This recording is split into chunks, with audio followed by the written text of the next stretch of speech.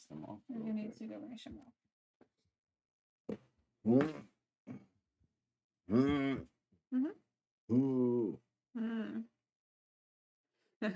Left-hand mouse is very hard. Yeah, especially with your complicated ass mouse. You know what Zaya said to me? Careful. She said, "You guys didn't have Chromebooks at your desk?" What's a Chromebook? I was like, no. We didn't have cell even phones. There. Well, I guess there was. They're car phones. And then I showed her old pictures of computers and televisions. And she said, "You guys had keyboards?" Bring her in here. And I said, "Yeah. What do you mean?" She's like, "Well, touchscreen." And I went, I'll put her on the AOL. The dial-up. Yeah. The dial-up emulator. I was like, yeah, only the teacher had the Wi-Fi's, and we didn't have any of that. In fact, we had an old school projector, and it was really crappy. Yeah, you have to put the film on there. Yeah, or like these clear sheets. Yeah. And then they started doing like printed out papers that you could write. It was laminated or whatever. And then when I was in 6th grade, we had these super fancy whiteboards that you can go up and write on. It was like, I don't even know how to describe that, but it was pretty cool. It was like a giant computer. This is what all kids should have to do. Oh, no, it's not the one. Is this one? Yeah, this is the one. Every kid should have to go through this process before they play Minecraft. Before they do anything. You sign on, and then you get your dial-up. and then nobody can use the phone. And if the phone rings, it all gets destroyed. Yeah. And then she said, "You guys didn't have laptops?" I said, "No." She goes, "Well, then how did you guys do stuff?" And I was like, "What do you mean?" She goes, "Well, you couldn't take anything out of the house?" Well, we had a computer at the kitchen table, because that's where the phone line was. Yeah. It's still trying. It's still trying. Oh, we made it! Nigerian and then all astronauts. That's all your email. And then you can play Minesweep. Minesweep. What was the point of that? Because nobody... to not die. It's not opening. But it wouldn't let you not die. Well, it's rigged. Yeah, for sure. Super rigged. Hey, Nat. Hi, friends. Graves is not late. Lord help us, Tampa's got power again. That's great news. Oh, yeah. That's great news. Not working. That's because it's slow. Figures. Anyways. Okay. Very nostalgic. You go. Okay. Love you. Love you. Bye. Have a great day. You too. I gotta come see Genesis later. Okay. Maybe I will. Okay, love you guys. Love you, Genesis. Okay. She changed colors again. She did. She's dark. No, she's light. Oh, she light now? She's chameleon. That's true.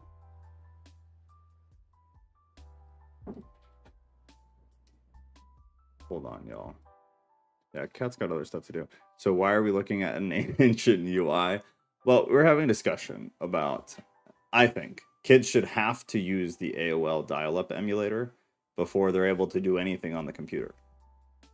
We just ran it here, and that was pretty fast. But I think it's good for character. Builds character, in my humble opinion. But that's all. She was talking to Zaya earlier about computers, and Zaya was asking her about things that we did not have. That's all. That's all. Has anyone been able to see the comet yet? There's a comet? Is this a large comet? I will Google this for us. Forbes. That's trustworthy. Force them to use a rotary phone. Boy. We never had a rotary phone, but most of my cousins did. We were a little bit ahead because my dad, he liked the newer tech. So we never had one of those in the house. At least not that I remember. Maybe they did when I was like a baby. But we had the home phone forever. forever. He was very not wanting to let that one go. Comet C 2023A3, also known as the, not even going to try to say that, Atlas comet, was first seen from Earth on October 14th, though it was first spotted by the International Space Station on September 28th, when it was about 44 million miles away. So are comets inside the firmament, or are they outside the firmament? Just because I feel like pissing somebody off today. The comet comes from the Oort cloud, which NASA believes is a giant spherical shell surrounding our solar system that's made up of icy pieces of space debris, quote, the size of mountains, and sometimes larger. Interesting. I also remember the rotary antenna. Oh my gosh. At the very least, the landline. The rotary phone was cool. It was a cool thing. Which firmament? God damn. I was talking to my kid about the firmament last week, and I had to give her a very stern disclaimer to not go and talk to other people about this, because they will think that I am making you insane. But we had a nice talk. Showed pictures, looked at the Bible verses. You know, it's interesting. The old Jewish view of the world is interesting, whether you see it as scientifically accurate or not. It's interesting. It's a very interesting theory. Oh God, not the firmament or firmaments. I think it's an interesting conversation, but we'll skip it for today. We should do that again, though. That was good. Those were good episodes. Those are good conversations. And I'm sure Patricia, who seems to not be here, would very much like the firmament conversation. I peg her for a firmament type of girl. Or at least someone who would want to get into it a little bit. Now, I said it's too soon for them to figure out she's cool enough to have the cult leader as a dad. We still need to grow anyways. Yeah. There's a lot of growing going on in and out of the cult. That's all. Tuesdays should be fun. Yeah, I guess while I come down from wanting to be controversial and get back to being professional, that's a great segue, Ghost, into this here. I did post a poll in Discord for this coming Tuesday, should nothing go wrong, which I'm not planning for it to. It will either be at 6 p.m. or 7 p.m. Central Time. And just to be safe, it's probably going to be 7 p.m. Central Time. Until like the beginning of November. My schedule has already changed, but it's odd because I'm in like a transitionary period. So until the beginning of November, and then I'll have more of a set, like this is absolutely what I can do all of the time. So I think when in doubt, we'll just do it at 7. Or maybe schedule it for 6, and then the last minute, if I tell you guys, it'll just be at 7. But default, no matter what, at least you can count on it being at 7. Because I know a lot of people wanted it to be at 6. So we'll see. I'll run another poll for that. But anyways, there's a poll in here for the topic. What is the golden rule, and what does it mean? Ghost and I both reference that a lot during Bible studies. Fear of death and dying. Is fasting still relevant, and what is it? And then sleep paralysis. I chose these, to be completely honest, just because they're very kind of simple ones. And because I have the transition going on right now, I just don't want anything super, super in-depth like some of the other ones on here. But I am excited for some of the other ones on here. Like cessationism will be good. The AI one that Scott dropped, I think, is really good. This is an off-topic also, by the way. The if you want to give a topic for Tuesday, then go to off-topic, go to the threads, and then Tuesday topic ideas. You drop it at the bottom, and then I'll put it in the main big thing, and then I'll just pull from it every week, and then we'll run a poll. But there is a poll there, so vote on the poll. That'll be this coming Tuesday at 6 or 7. I don't know yet. I won't hate you if it's 7. Good to see you, Patricia. Patricia, we need to talk about the firmament on one of those Tuesdays. You missed me talking about you while you were not here, so when we're done, rewind and get back up to speed about us all talking behind your back. That's right, we might cancel you again. Well, you know, I just got uncanceled, actually, on the other YouTube channel. I deleted some things, and then I petitioned YouTube, and they said, okay, bud, we'll give you another shot. So that's cool. So you will have to actually cancel me again, but I don't doubt that you will. We'll see. But that's why we're going to keep that stuff all separate from the Bible study channel. We say too much stuff. She doesn't pay attention.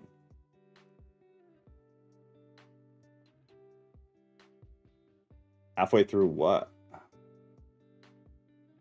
Oh, Schrodinger's schedule. Okay. Well, let's go. I've wasted enough time. We are here. Yeah. So still the very beginning of the second book. I had somebody in the comments on one of the other videos say, you know, this isn't the Bible, right? Like, yeah, bud. We do. We do. Appreciate you letting us know, though.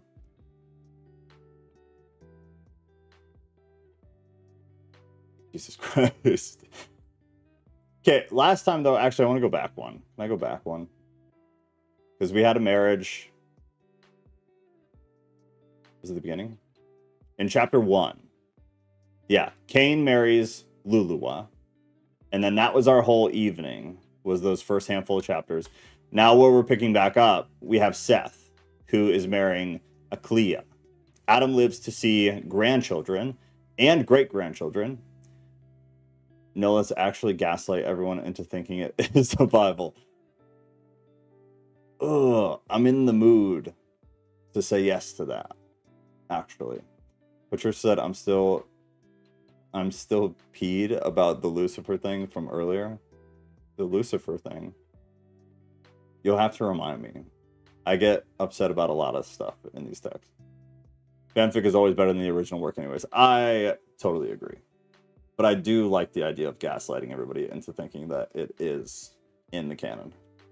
Just make everybody believe. The funny thing about it is that so many Christians are so gullible that there will be a percentage of them, and I don't think it would be negligible, that you could convince that that is true. You could gaslight them successfully. I believe that, and that's really sad. When our father Adam saw that Seth was one of a perfect heart, he wished him to marry, lest the enemy should appear to him another time and overcome him. We saw that happen quite a bit. So Adam said to his son Seth, I wish, O my son, that thou wed thy sister Aklia. Where is Rodriguez to be upset about this? Abel's sister, that she may bear you children, who shall replenish the earth according to God's promise to us. I'm curious about the word choice there, replenish. That kind of insinuates something, right? Or am I crazy to think that? I'd be curious to know what the original language said and if that's a good translation or not, because that kind of insinuates something else. Verse 3, be not afraid, O my son. There is no disgrace in it. I wish you to marry from fear that the enemy overcome you. Seth, however, did not wish to marry, but in obedience to his father and mother, he said not a word. Seth was very 2024 dating culture, not into it. So Adam married him to Aklia, and he was 15 years old. But when he was 20 years of age, he begat a son, whom he called Enos, and then begat other children than him, so additional children. Then Enos grew up, married, and begat Cainan. Cainan. Replenish just means to fill 500 years ago, but now it means to refill. Did that change due to something with language, or did it always stay that way in Hebrew? I don't remember. In Hebrew, is there any differentiation at all? So it's hard to know the original intent. That's fair, but if what you're saying is true, then that makes perfect sense to me. I would just be curious, is there a different word in Hebrew then? Or was it just something that shifted with language, like culturally? And I don't think it really matters, but just out of curiosity. So has a child, Seth has a child grows up, has children. Canaan also grows up. Children's children grow up, get married, have more children. Mahalalel. I think I nailed that. Those fathers were born during Adam's lifetime and dwelt by the cave of treasures. Then were the days of Adam 930 years, and those of Mahalalel. Now I feel like I'm not saying it right. Mahalalel. It's too many A's and L's and E's. 100. Those of Mahalalel, 100. That's a lot. That's many. But Mahalalel, when he was grown up, when he was grown up, loved fasting, praying, and with hard labors until the end of our father Adam's days drew near. When he was grown up, loved fasting, praying, and with hard labors until the end of our father Adam's days drew near. Interesting. This is specifically English. I'm not sure about Hebrew or Slavonic. Okay. Gotcha. Mystic said, I think the second A pronounced longer in... I think the second A is pronounced longer in Mahalalil.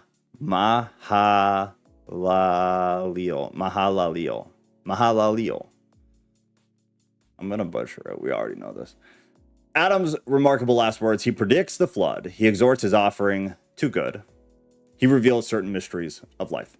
When our father Adam saw that his end was near, he called on his son Seth, who came to him in the cave of treasures, and he said unto him, O Seth, my son, bring me your children and your children's children, that I may shed my blessing on them before I die. When Seth heard these words from his father Adam, he went from him, shed a flood of tears over his face, and gathered together his children and his children's children, and brought them to his father Adam. But when our father Adam saw them around him, he wept at having to be separated from them. And when they saw him weeping, they all wept together and fell upon his face, saying, Oh, shall you be severed from us, O our father? And how shall the earth receive you and hide you from our eyes? Thus did they lament much, and in like words. Why is there a hyperlink here? I don't trust it. I'll come back to it. Then our father Adam blessed them all, and said to Seth, after he had blessed them, O Seth, my son, you know this world, that it is full of sorrow and of weariness, and you know all that has come upon us from our trials in it. I therefore now command you in these words to keep innocency, to be pure and just, and trusting in God, and lean not to the discourses of Satan, nor to the apparitions in which he will show himself to you, the way that I did, is what is definitely in the back of his head. But keep the commandments that I give you this day. Then give the same to your son Enos, and let Enos give it to his son Canaan, and Canaan to his son Mahalaleel, so that this commandment abide firm among all of your children. O Seth, my son, the moment I am dead, take you my body, and wind it up with myrrh, aloes, and it's Sacia, right? Sacia? It's not a hard C. I think it's Sacia, but I'm not the guy to ask. And leave me here in the cave of treasures, in which all these tokens, there's that again, which God gave us from the garden, with all these tokens, which God gave us from the garden. O my son, hereafter shall a flood come and overwhelm all creatures and leave out only 8 souls. So now you're getting a preface of the flood, which is interesting. Mahalaleel sounds like a Moroccan candidate.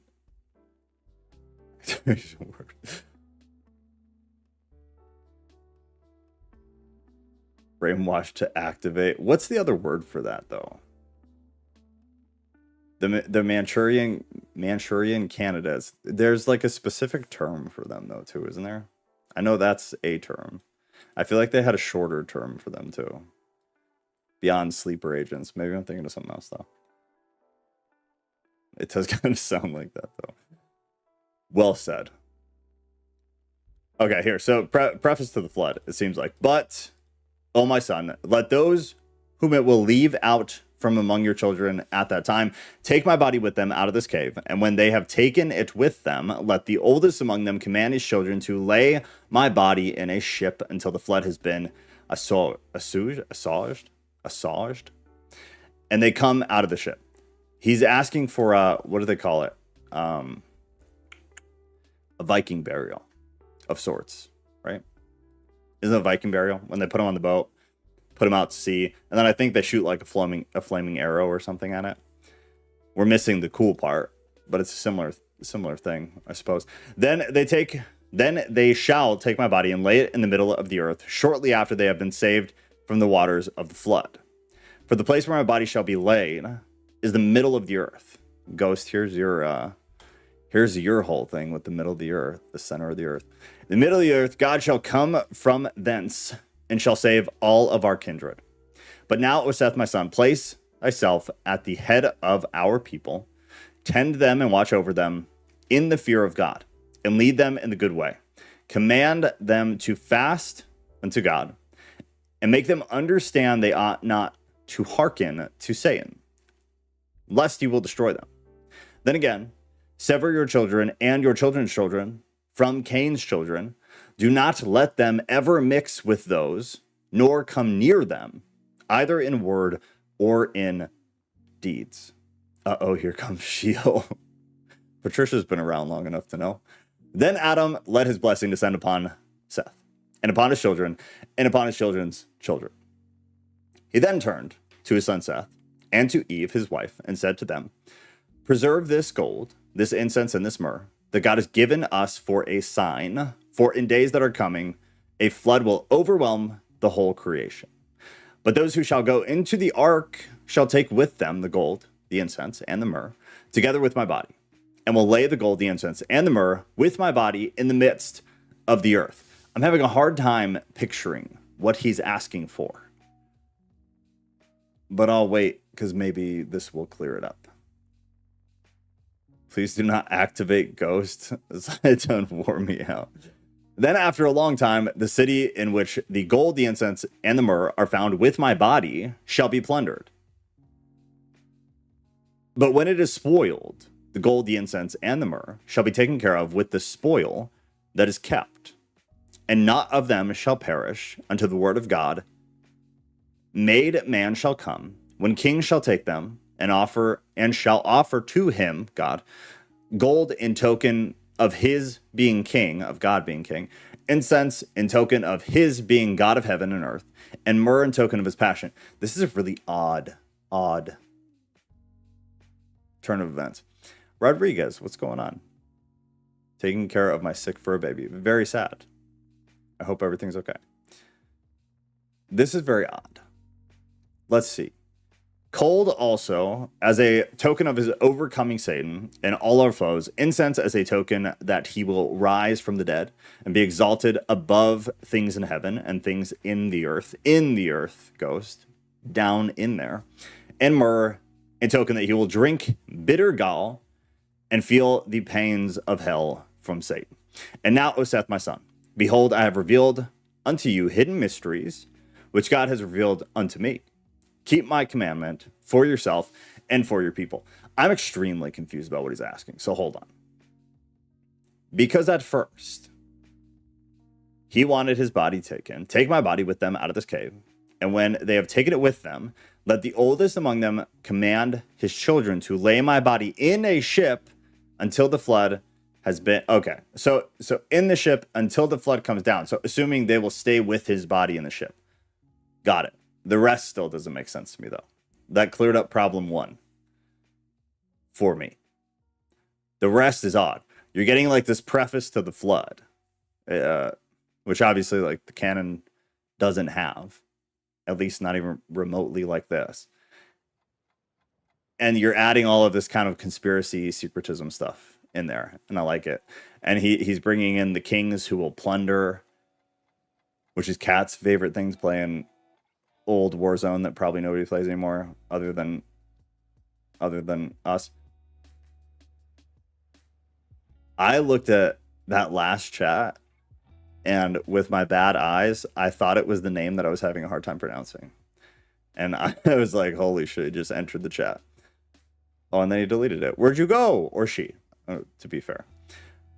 Gracias, guys. Haven't eaten since Tuesday night, but he's keeping fluids down. Pray he eats tomorrow. I can't afford an IV. Yeah, that's rough. That's rough. I just give him whatever you can. Try a smoothie. Lick up the smoothie. It's got nutrients and whatnot.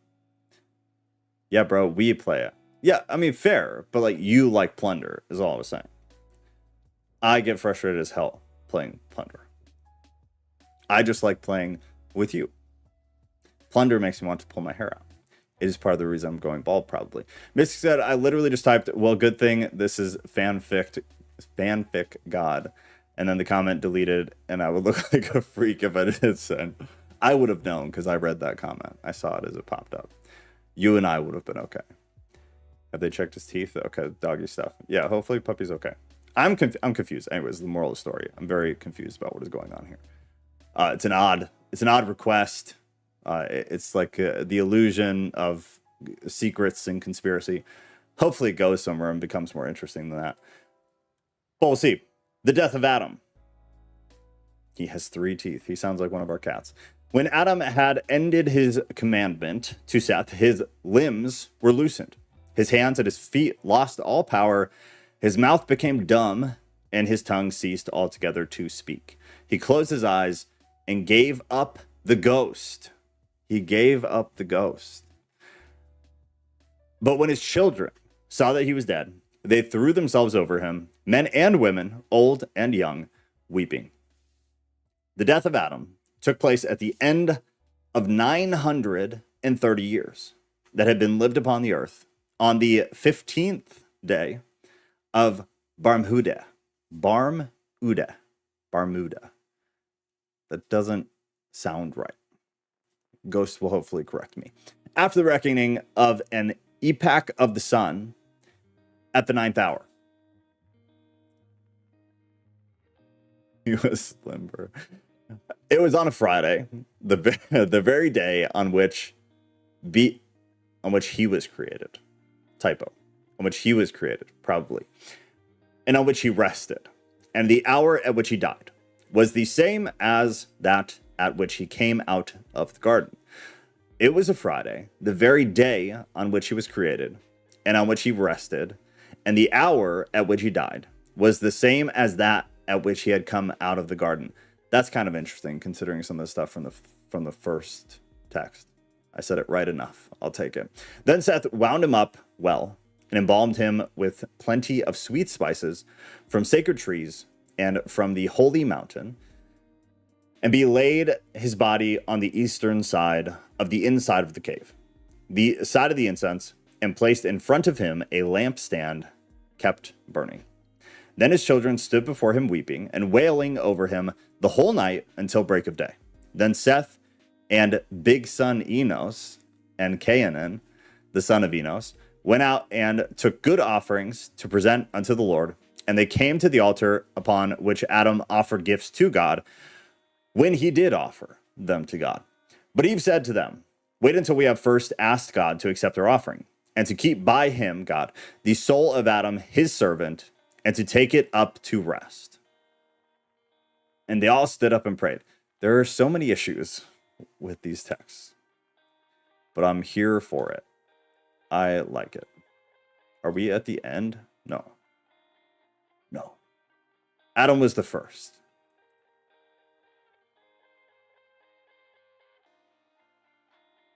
You're not the only one confused. There's been a breakdown of any sort of sequence, it seems like. Adam was the first.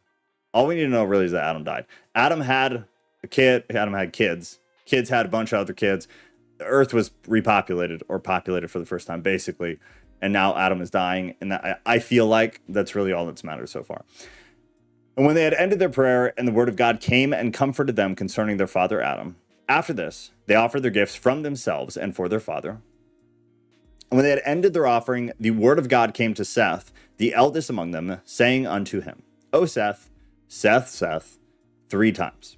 As I was with your father, so also shall I be with you, until the fulfillment of the promise I made him, your father, saying, I will send my word and save you and your seed. But as to your father Adam, keep you the commandment he gave you, and sever your seed from that of Cain, your brother. And God withdrew his word from Seth. I feel like that's the first time we've gotten that in this text. The withdrawing of the word, that happened a lot in the first one, not so much here. This fanfic is C tier, but it makes me think, so I like it. Yeah. I mean, there's some interesting stuff. And whatever, the last chapter, the chapter before, I have a note for myself. I want to read it again. The part where he's saying he's giving him secrets. I'd like to know if there's any sort of additional fanfic behind that. I'd be curious about that. So God withdrew his word from Seth. Then Seth, Eve, and their children came down from the mountain to the cave of treasures. But Adam was the first whose soul died in the land of Eden. It's kind of a key note. Adam was the first whose soul died in the land of Eden. And considering how many years has passed per the story, kind of significant. It's not something to just ignore. Lock it away for fanfic exegesis later. Interesting. Then all the children of Adam rose up and wept over their father Adam and made offerings to him 140 days. Seth becomes head of the most happy and just tribe of people who ever lived. The author likes Seth. I've gathered that so far. Don't know why, but he seems to like Seth. After the death of Adam and Eve, Seth severed his children and his children's children from Cain's children. Cain and his seed went down and dwelt westward, below the place where he had killed his brother Abel. Sethites. But Seth and his children dwelt northward upon the mountain of the cave of treasures in order to be near to their father Adam. And Seth the elder, tall and good. Yeah, the author likes Seth, yo. Seth the elder, tall and good, with a fine soul and of a strong mind, stood at the head of his people and tended them in innocence, patience,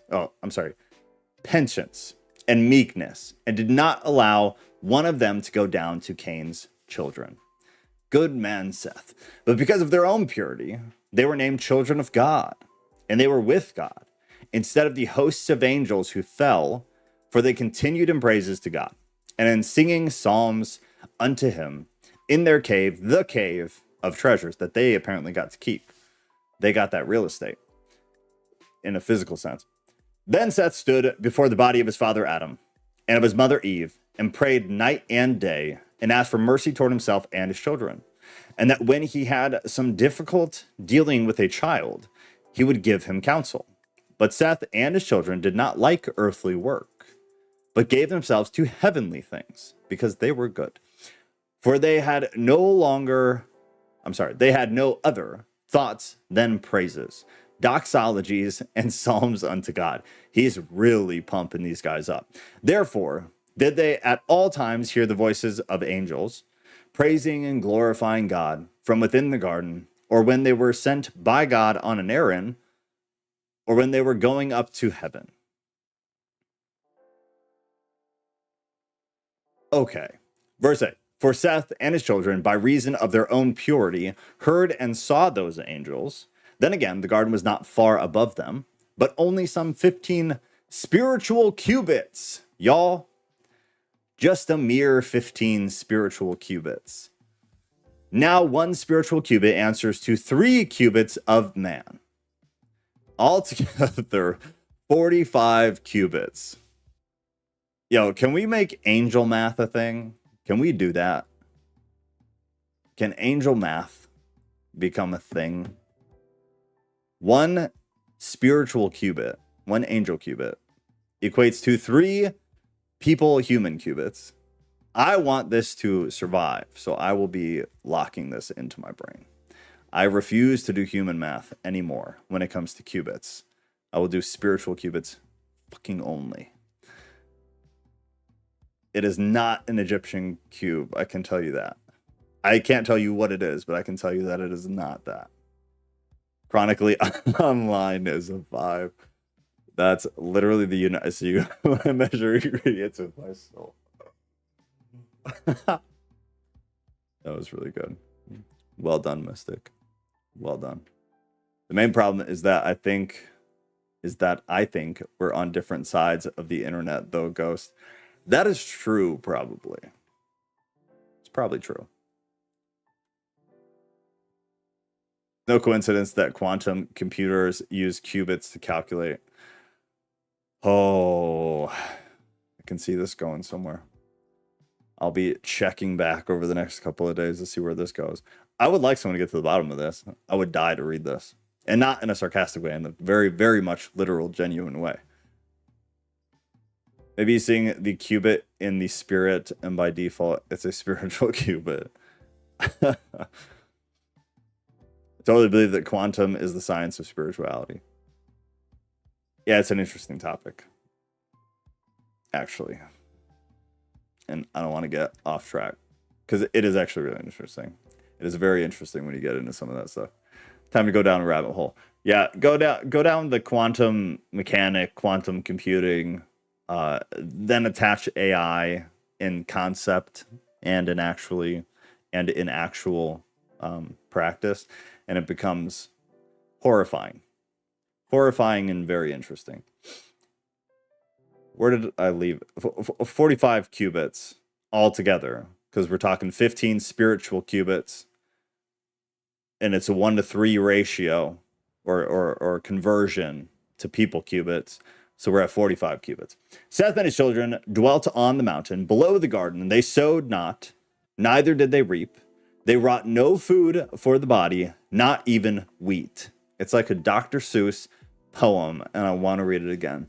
Seth and his children dwelt on the mountain below the garden. They sowed not, neither did they reap. They brought no food for the body, not even wheat, but only offerings. They ate of the fruit and of the trees, well flavored, that grow on the mountain where they dwelt, because they're perfect and God loved them and they were special. Then Seth often fasted every 40 days, as did also his eldest children. For the family of Seth smelled the smell of the trees in the garden when the wind blew that way. They were happy, they were innocent, without sudden fear. There was no jealousy, no evil action, no hatred among them. There was no animal passion, none of that sexy stuff. From no mouth among them went forth either foul words or a curse, neither evil counsel nor fraud. For the men of that time never swore, But under hard circumstances, when men must swear, they swore by the blood of Abel the just. Good Lord.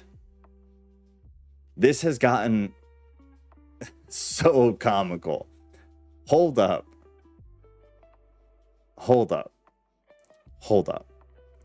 No animal passion, so nobody's having sexy time.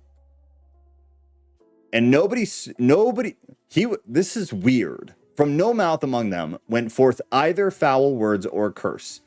And then he feels like he needs to explain more. So he says, neither evil counsel nor fraud, for the men of that time never swore. They never swore. But under hard circumstances, when men must swear, they swear by the blood of Abel, because that, for some reason, justifies it. They don't swear. They never swear. They don't swear. But when they do swear, they swear by the blood of Abel. But they constrain their children and their women every day in the cave to fast and pray and to worship the Most High God. They blessed themselves in the body of their father Adam and anointed themselves with it. And they did so until the end of Seth drew near. Let me guess, Seth dies. Seth's family affairs, his death, the hardship of Enos, how the outcast branch of Adam's family fared.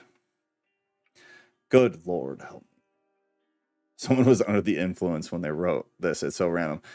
The funny thing is just kind of like the progression. The first one was so repetitive. And then the minute I'd start complaining about it, it happened at least 3 times, about how repetitive it is, something wild would happen. And it would become really, really interesting, really fast. I cannot say that about the second one. It's like it fits the classic mold of don't write a sequel. Don't make the second movie. The first one was good. For all intents and purposes, it was good. The second one is just, good God, it's horrible. This is just very bad. Someone didn't check the tag before we clicked this fiction because of what is happening. This is really bad. It's almost over, though. So take some solace in that, and then we'll vote on what the next one. But I think we're going to read the giant one next. It looks pretty interesting. Seth's family affairs, blah, blah, blah. Seth dies. Then Seth, the just, called his son Enos and Canaan, son of Enos, and Mahalaleel, nailed it, son of Canaan, and said to them, as my end is near, I wish to build a roof over the altar on which gifts are offered. They hearkened to his commandment and went out, all of them, both old and young, and worked hard at it, and built a beautiful roof over the altar. And Seth's thought in doing so was that a blessing should come upon his children on the mountain, and that he should present an offering for them before his death. Then, when the building of the roof was complete, he commanded them to make offerings. They worked diligently at these and brought them to Seth, their father, who took them and offered them upon the altar, and prayed God to accept their offerings, to have mercy on the souls of his children, and to keep them from the hand of old tricky Satan and all of his fun Scooby-Doo disguises. And God accepted his offering and sent his blessing upon him and upon his children. And then God made a promise to Seth, saying, at the end of the great 5 days and a half, concerning which I have made a promise to you and to your father, I will send my word and save you and your seed. So now the promise is being passed again to the next generation. At least that makes sense. Like, we're familiar with this process. We had it for Adam, we had it for Seth, and now we have it, moving right along. But Seth abode in the cave of treasures a few days and then suffering unto death. Then Enos, his firstborn son, came to him with Canaan, his son, and Mahalaleel, Canaan's son, and Jared, the son of Mahalaleel, and Enoch, Jared's son, and their wives and children to receive a blessing from Seth. Then Seth prayed over them and blessed them, and adjourned them by the blood of Abel, the just, saying, I beg of you, my children, not to let one of you go down from his holy and pure mountain. Nobody leave the compound. Make no fellowship with the children of Cain, the murderer and the sinner who killed his brother. For you know, O my children, that we flee from him and from all his sin with all of our might, because he killed his brother Abel. Yes, Cain was an asshole. After having said this, Seth blessed Enos, his firstborn son, and commanded him habitually to minister in purity before the body of our father Adam, all the days of his life, then also to go at times to the altar, which he, Seth, had built.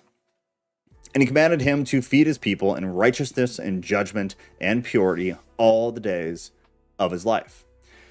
Then the limbs of Seth were loosened, his hands and feet lost all power, his mouth became dumb and unable to speak, and he gave up the ghost and died the day after his 912th year.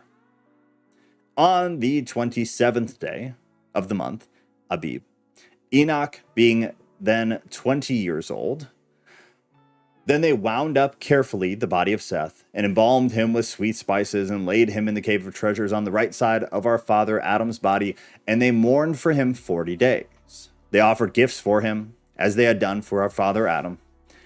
After the death of Seth, Enos rose at the head of his people, whom he fed righteousness and judgment, as his father had commanded him.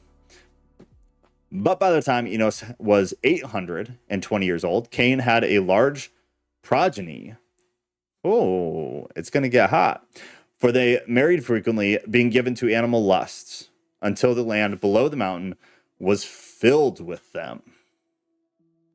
Among the children of Cain, there was much robbery, murder, and sin. Seth was a compensation for Abel's death. Shayeth means compensation. That makes sense, though. Thanks for adding that. That's interesting. But that makes perfect sense. The thing that really gets me the most is the wordplay with a lot of this old stuff. The wordplay is extremely heavy, wildly heavy, and it's just largely ignored. That's great. Rodriguez said, I wonder if Seth ever let Cain babysit his kids. I wouldn't. Jesus Christ, what are we talking about? I wonder if Seth ever met Cain. Seth, it appears, did not, because they hated Cain. Cain was off limits, it seems.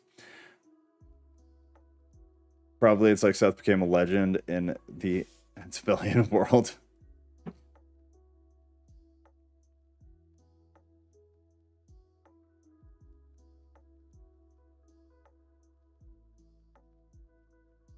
I think this might be the last one.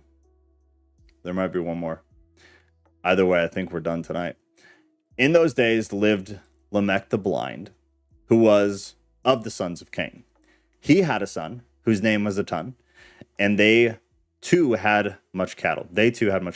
But Lamech was in the habit of sending them to feed with a young shepherd who tended them, and who, when coming home in the evening, wept before his grandfather and before his father Atun and his mother Hazina, and said to them, "As for me, I cannot feed those cattle alone, lest one rob me of some of them, or kill me for the sake of them.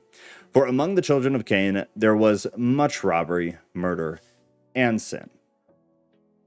Then Lamech pitied him, and he said, "Truly he, when alone, might be overpowered by the men of this place." So Lamech arose, took a bow he had kept ever since he was a youth, ere he became blind, so until he became blind, and he took large arrows and smooth stones and a sling which he had, and went to the field with the young shepherd, and placed himself behind the cattle, while the young shepherd watched the cattle. Thus did Lamech many days. So he was his little bodyguard there.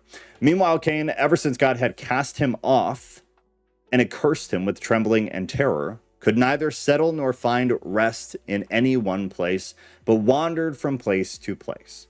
In his wandering, he came to Lamech's wives and asked them about him. They said to him, "He is in the field with the cattle." Then Cain went to look for him, and as he came into the field, the young shepherd heard the noise he made, and the cattle herding together from before him. Then said to Lamech, "O my lord, is that a wild beast or a robber?" I know.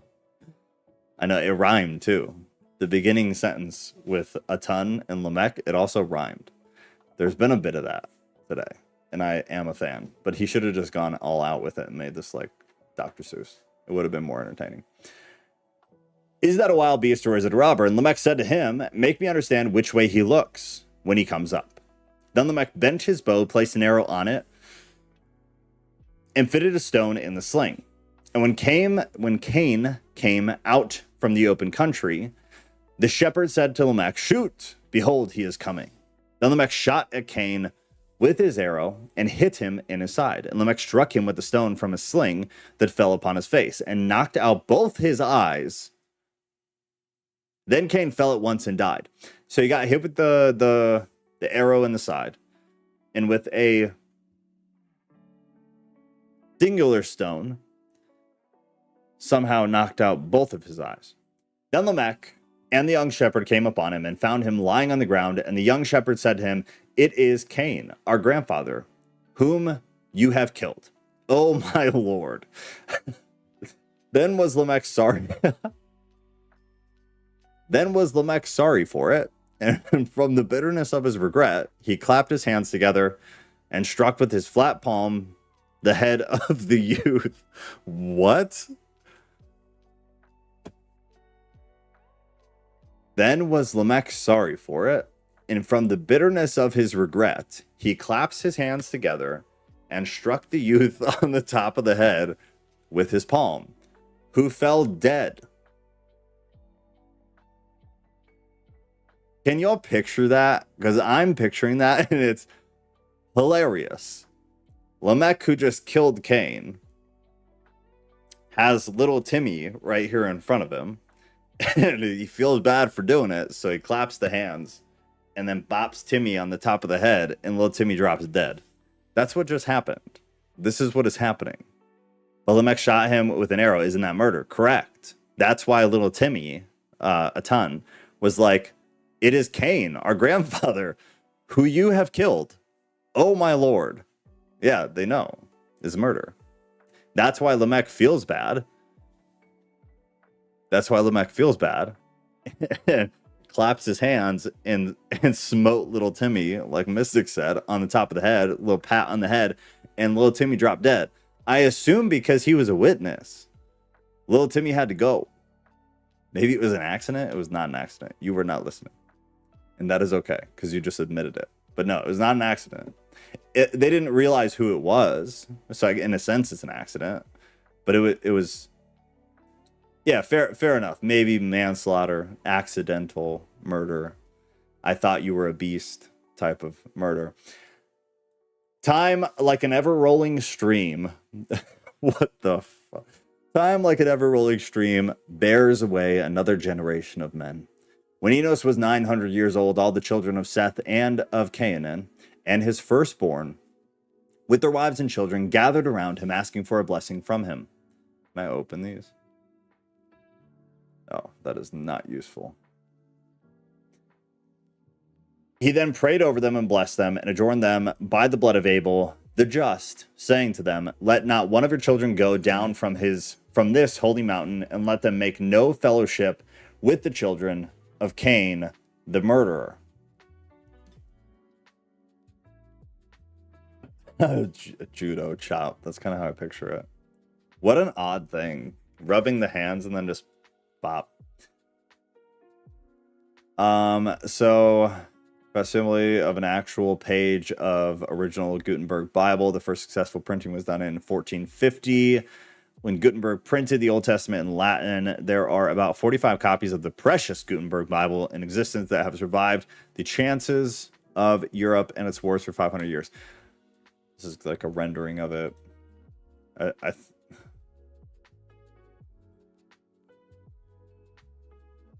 Why is this being added right now? Some illustration. As with everything else, I have no idea where any of this comes from. I would not put any weight whatsoever in any of this. Then Enos called his son Canaan and said to him, see, O my son, and set your heart on your people, and establish them in righteousness and in innocence, and stand ministering before the body of our father Adam all the days of your life. After this, Enos entered into rest, aged 985 years, and Canaan wound him up, laid him in the cave of treasures on the left of his father Adam, and made offerings for him after the custom of his fathers. The offspring of Adam continued to keep the cave of treasures as a family shrine. So I'm going to guess people just keep dying and they keep getting put in the cave. After the death of Enos, Canaan stood at the head of his people in righteousness and innocence, as his father had commanded him. He also continued to minister before the body of Adam inside the cave of treasures. Then when he had lived 910 years, suffering and affliction came upon him. And when he was about to enter into rest, all the fathers with their wives and children came to him, and he blessed them and adorned them by the blood of Abel, the just, saying to them, let not one among you go down from this holy mountain, and make no fellowship with the children of Cain, the murderer. Cain the murdered. Mahalaleel, his firstborn son, received this commandment from his father, who blessed him and died. Then Mahalaleel embalmed him with sweet spices and laid him in the cave of treasures with his father, and they made offerings for him after the custom of their fathers. And around and around and around we go. The good branch of the family is still afraid of the children of Cain. Here we go, maybe. Then Mahalaleel stood over his people and fed them in righteousness and innocence, and watched them to see they held no intercourse with the children of Cain. Yeah, somebody get Jared. Jared needs to show up. It appears not, Ghost. It appears not. At least per this.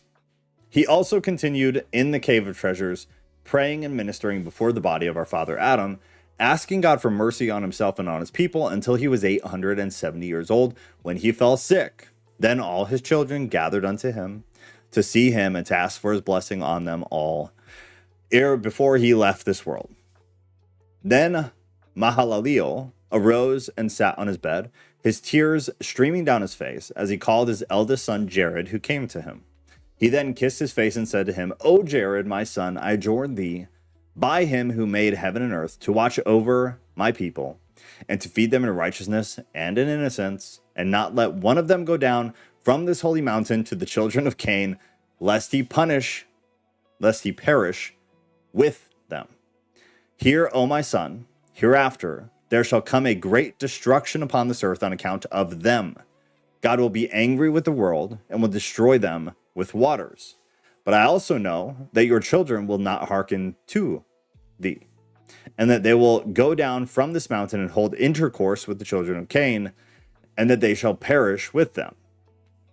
O my son, teach them and watch over them, that no guilt attach to you on their account.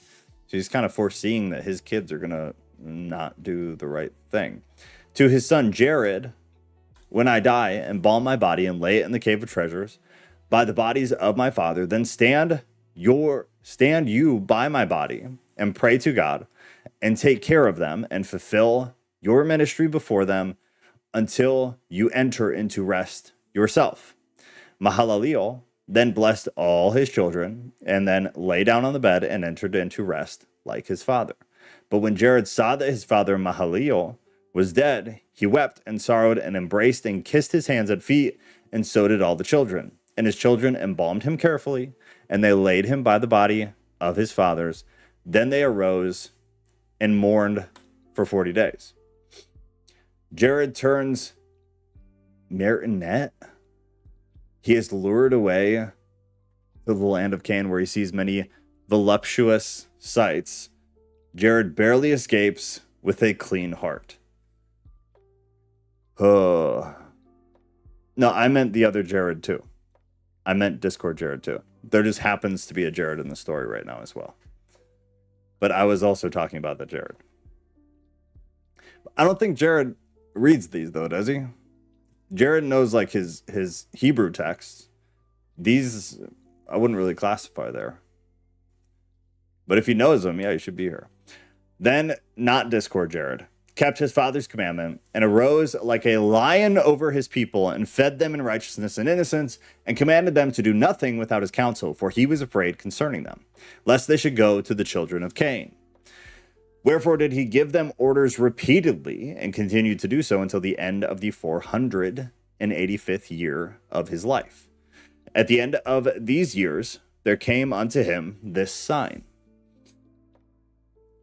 As Jared was standing like a lion before the bodies of his father, praying and warning people, Satan envied him and wrought a beautiful apparition, because Jared would not let his children do aught without his counsel. Satan then appeared to him with 30 men of his hosts in the form of handsome men. Say what? Satan himself being the elder and the tallest among them, with a fine beard. I take it as a sign that Jared should be here. I agree. They stood at the mouth of the cave and called out Jared from within it. Now I'm getting book 1 vibes right there. He came out to them and found them looking like fine men, full of light and of great beauty. He wondered at their beauty and at their looks. He thought within himself whether they might not be of the children of Cain. He said also in his heart, as the children of Cain cannot come up to the height of this mountain, and none of them is so handsome as these appear to be, and among these men there is not one of my kindred, they must be strangers. They're so bad, bad, that I'm going to justify however I need to, that they not be of Cain. Satan rolled in looking like Gilgamesh. Then Jared and they exchanged a greeting, and he said to the elder among them, which is Satan, O my father, explain to me the wonder that is you, and tell me the fuck, and tell me who these are with you, for they look to me like strange men. O my father is how Jared starts that exchange. O my father, explain to me the wonder that is you, and tell me what the fuck. All right. Then the elder began to weep, and the rest wept with him. And he said to Jared, I am Adam, whom God made first, and this is Abel my son, who was killed by his brother Cain, and to whose heart Satan put to murder him. Then this is my son Seth, whom I asked of the Lord, who gave him to me to comfort me instead of Abel. Then this one is my son Enos, son of Seth, and that other one is Cainan, son of Enos, and that other one is Mahalaleel, son of Cainan. your father. Satan just brought back all the dead dads. It is dead dad time.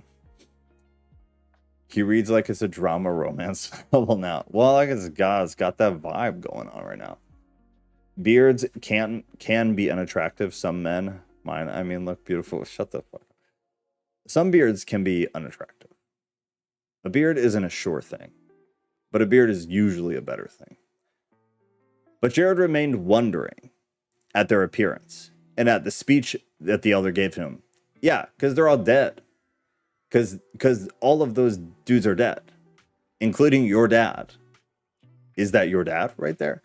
The assumption, obviously, if you weren't here for the first book, is that Satan always came, because they didn't explain any of this. But the first book is riddled with Satan coming to the cave, which is what's happening here, and completely like taking the form of another person and having his hosts take forms of other people. So fair play is that it looks like his dad and all the other dead dads from Dead Dad Time. Then the elder said to him, who is Satan, "Marvel not, O my son. We live in the land north of the garden which God created before the world. He would not let us live there, but placed us inside the garden, below which you are now dwelling." Could this be the origin of ancestor worship? Or at least relevant? Oh, reverence. Yeah, maybe. See where it goes. Maybe. But after that, I transgressed. This is Adam. So now Adam's telling a story about how he got kicked out of the garden, just for anybody who's halfway paying attention. But after that, I transgressed, and he made me come out of it, the garden, and I was left to dwell in this cave. Great and sore troubles came upon me. And when my death drew near, I commanded my son Seth to tend his people as well. Or to tend his people well. And this my commandment is to be handed from one to another unto the end of the generations to come. But, O Jared, my son, we live in beautiful regions, while you live here in misery. As this your father Mahalaleel informed me, because Mahalaleel is one of the dead dads that is there right now, informed me, telling me that a great flood will come and overwhelm the whole earth. Therefore, O my son, fearing for your sakes, I rose and took my children with me and came hither for us to visit thee and thy children. But I found you standing in this cave weeping, and your children scattered about this mountain in the heat and in misery. But O my son, as we missed our way and came as far as this, we found other men below this mountain who inhabit a beautiful country, full of trees and of fruits, and of all manner of verdure. It is like a garden, so that when we found them, we thought they were you, until your father, your dead father, Mahalaleel, told me they were no such thing. They were no such thing. Now, therefore, O my son, hearken to my counsel and go down to them. You and your children, you will rest from all the suffering in which you are. But if you will not go down to them, then arise, take your children and come with us to our garden.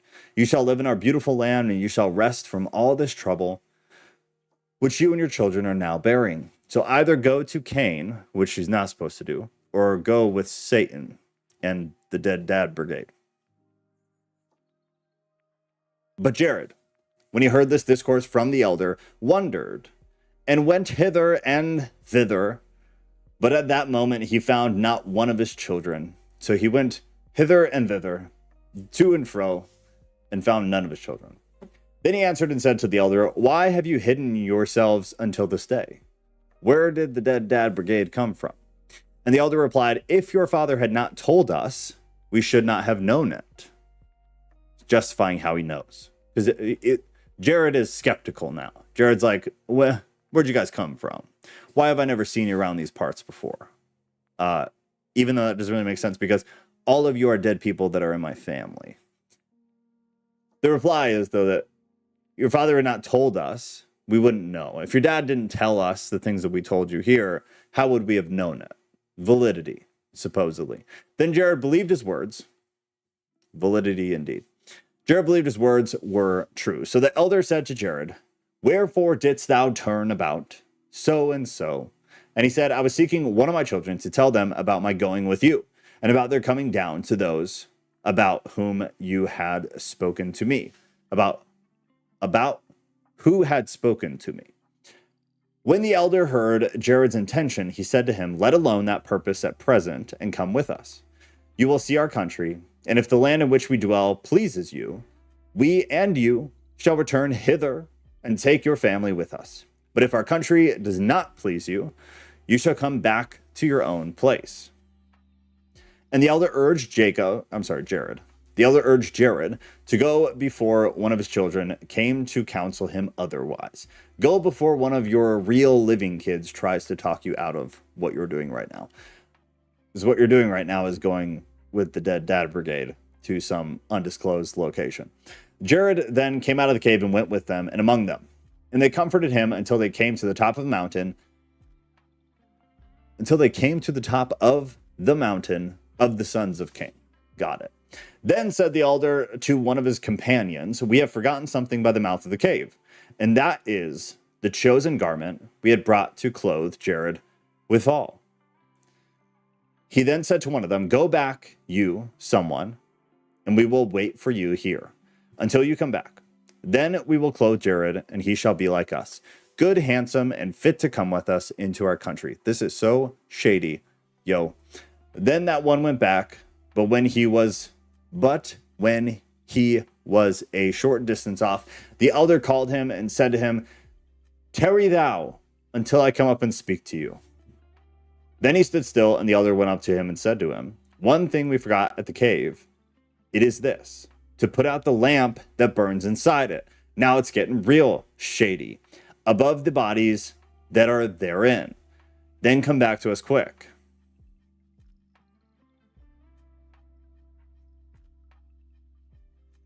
I'm super skeptical about this now. There's some stuff here. There's some stuff here. The lamp that is over all the dead dad brigade, the real dead dad brigade, the ones that are dead, the ones that are dead and buried in the cave.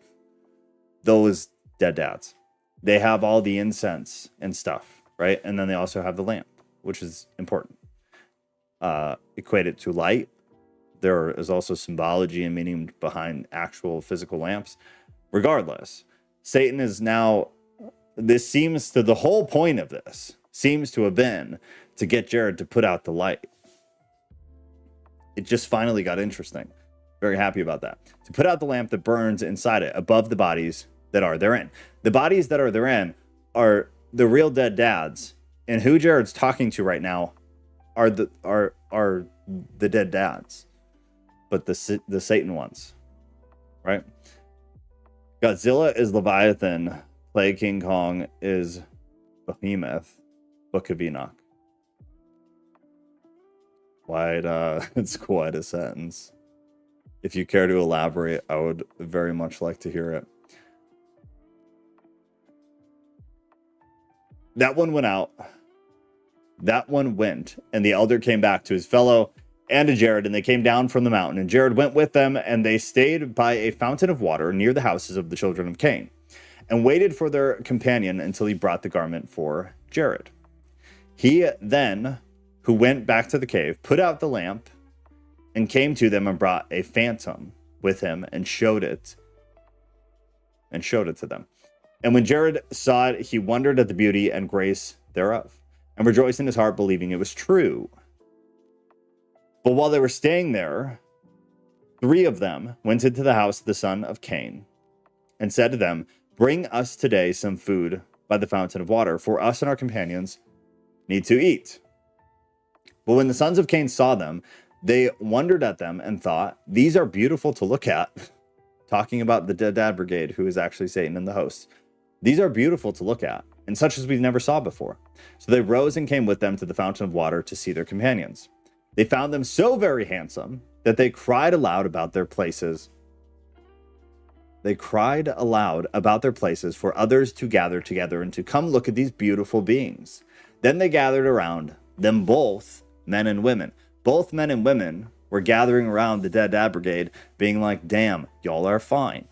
Then the elder said to them, we are strangers in your land. Bring us some good food and drink, you and your women, to refresh ourselves with you.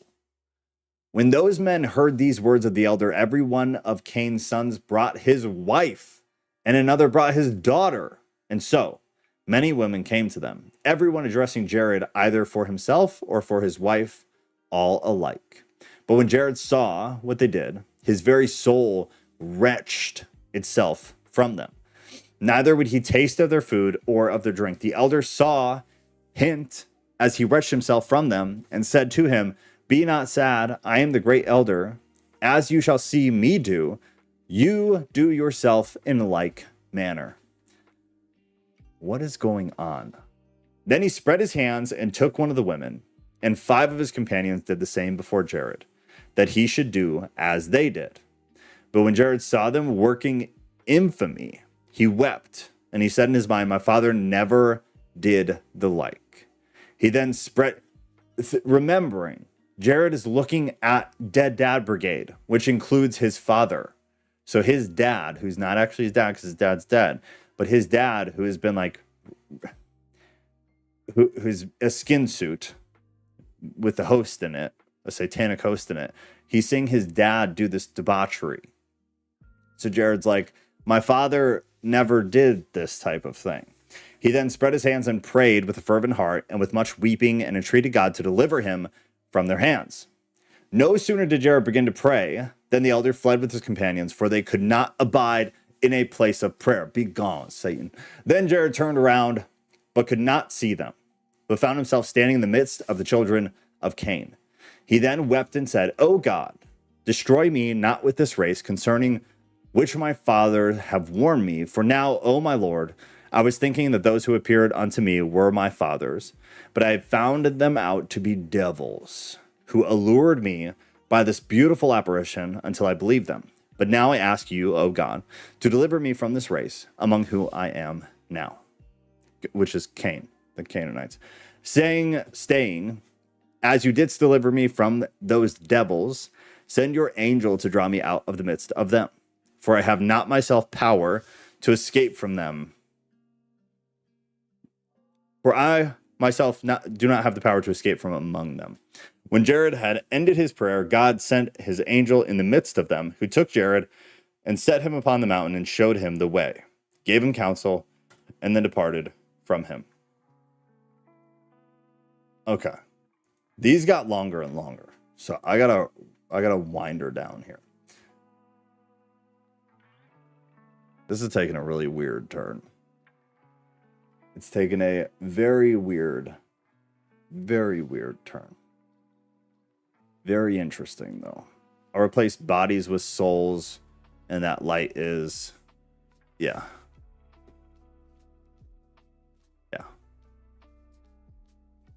If Flo was here, she'd be riffing. Why?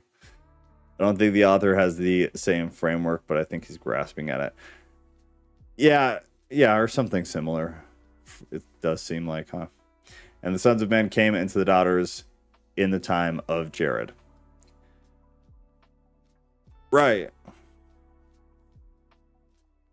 I get that. I didn't get the Godzilla and King Kong. Unless that was meant to be funny. In which case I get that. But I don't know you, so it's hard to tell. But yeah, there are obvious and definitive parallels. With Enoch.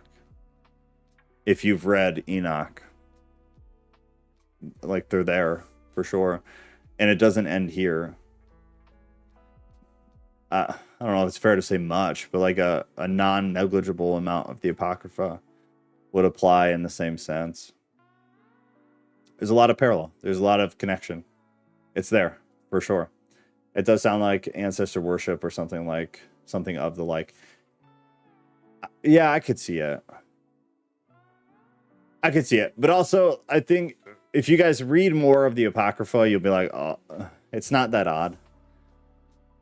Which then, if you think bigger picture, and no disrespect, but when you push out to Catholicism, which is, it's the biggest denomination that accepts the Apocrypha, at least most of it, they have a lot of kind of worship of, call it extracurricular subject matter or characters.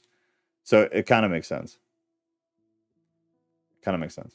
But there's definitely tastes of it in there, for sure. No, not trying to be funny. It's still trying to put it in our faces and denying the truth. Oh! Gotcha. Okay. I had read it with a very different frame of mind, so I appreciate you clarifying. Interesting. I'd have to rewatch them, to be completely honest with you. I obviously know what Godzilla is. I know what King Kong is. I've definitely seen them. But I want to read it, or I'd want to see them again. Like the size and the destruction I get. But if you're saying like there's something deeper to it, I'd have to watch them again. I wouldn't doubt it, though. I'll say that. I wouldn't doubt that there were intentional parallels drawn to shove it down your throat, because that's just what they do. In almost every possible context, that's what they do. But if you're saying there's like a lot of hidden, if there's a lot of hidden things in the movies, then I would take the time to watch them again.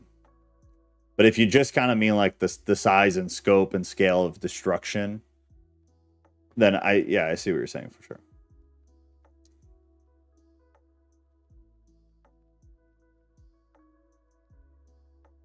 I read things very pessimistically right off the bat. It's a problem I'm aware of. I actively work on this, so I apologize. They were calling patterns from what their ancestors said and did, similar to how we drew upon Luke Skywalker or any other archetype. Yeah, fair. It's fair. I don't know. I think it's kind of different, though. I guess not. If you boil it down, it's different because like culture and the way the world works is different. But I guess the concept, you're right, it's not different. It's essentially the same thing.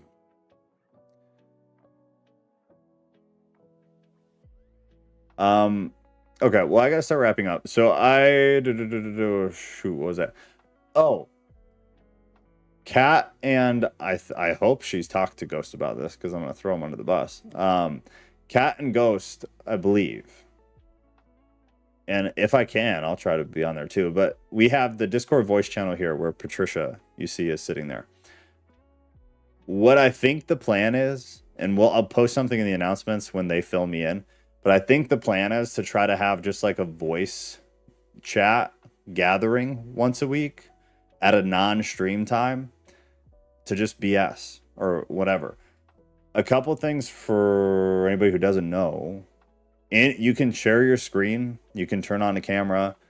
You can have like real audio equipment plugged in. There's a lot you can do. So if you guys wanted to like look at news articles or watch YouTube videos, you can do that. It's all possible. It's very utility, the Discords. So I think they're going to do that. I don't know when, I don't know how, whatever. I think what they want me to do is post in the announcements a poll for like possible days and times. With that, we are adding the Tuesday. I said at the beginning of this, but in case you were not here, we do Thursday night at 6 p.m. We do Sunday night at 6 p.m. Now we're going to be doing Tuesday night, hopefully at 6 p.m. But in the beginning, we might do 7 p.m. because of some things with my schedule. I will make it super, super obvious and apparent before that happens. Just please, for the love of God, always default to this, because I've tried really hard to keep these up to date.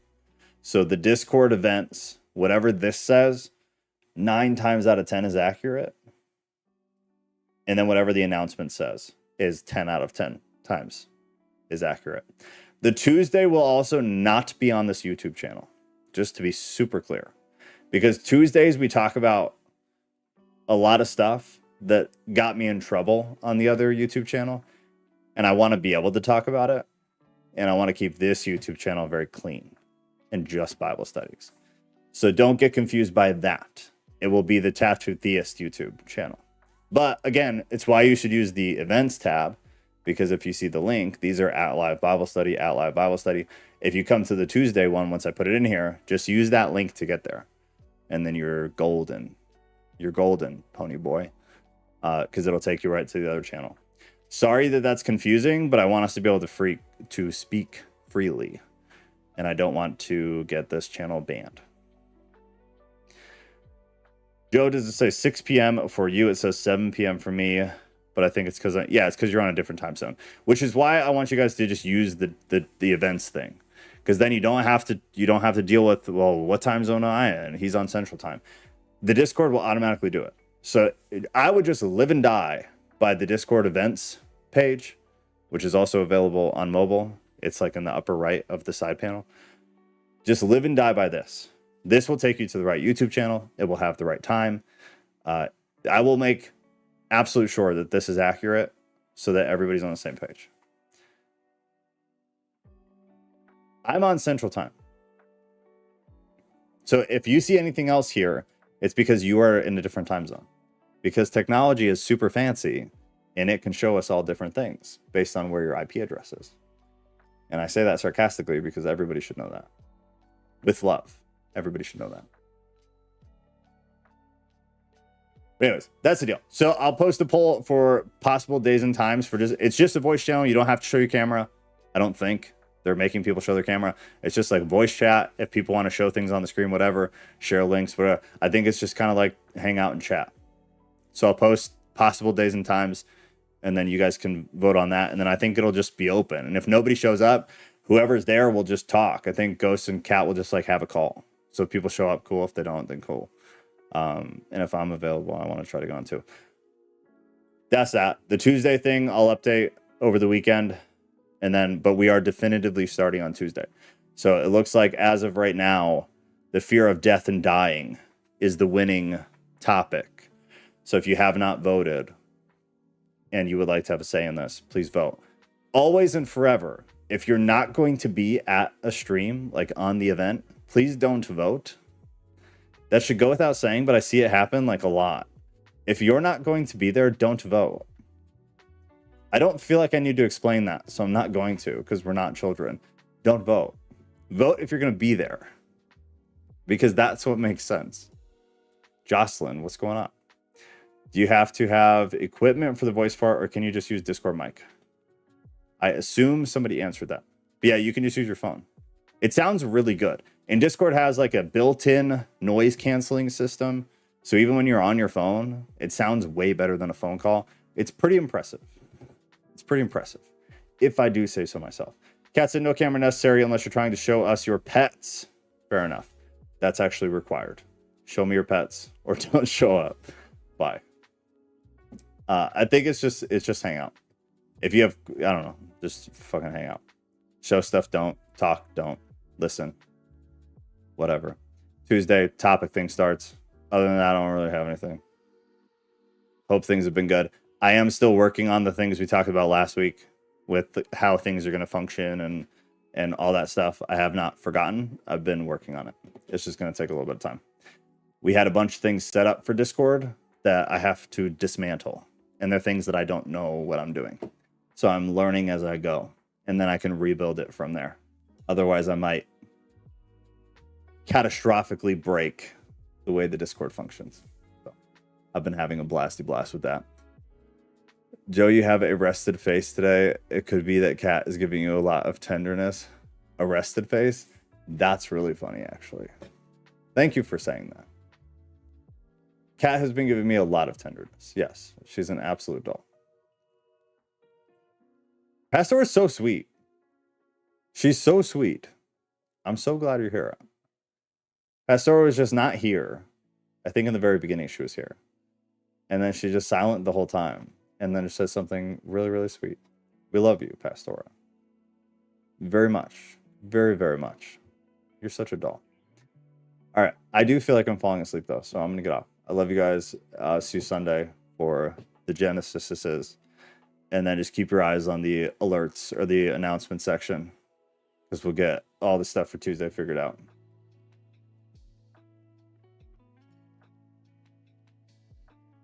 I thought she was saying I had a resting bitch face too. That's what I thought. I'm like, man, I must look really tired if Pastora is saying I don't look good. But then I read the rest of it and I was like, oh, how sweet. All right, y'all. I love you.